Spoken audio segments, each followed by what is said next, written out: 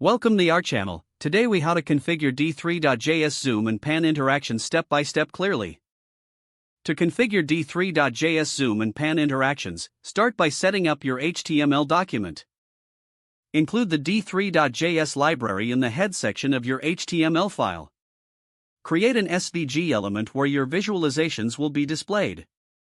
Define a width and height for the SVG that fits your layout. Next, initialize a scale and translation for the zoom behavior using D3's zoom inertia. Use the D3.zoom function to create a zoom behavior that can scale and translate the SVG. Attach the zoom behavior to your SVG element using the call method.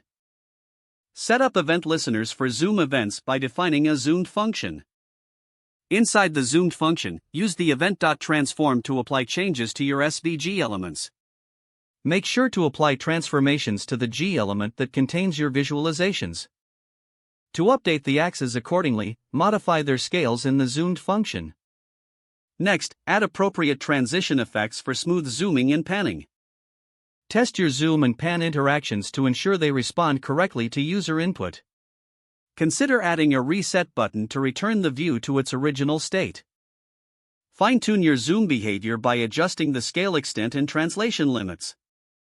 With these steps, you will have a fully functional zoom and pan interaction for your D3.js visualizations.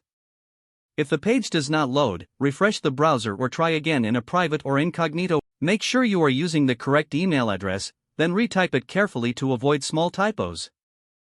If your password is not accepted, use the reset option and create a new strong password you can remember. Check your spam folder for verification or security emails, then complete any requested confirmation steps. Enable two-factor authentication if available to improve account security and reduce unauthorized access risk. After signing in, review your profile details so your contact information and settings are accurate and current.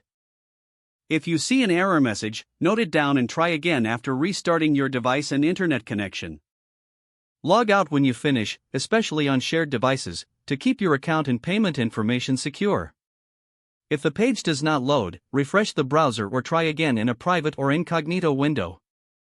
Make sure you are using the correct email address, then retype it carefully to avoid small typos.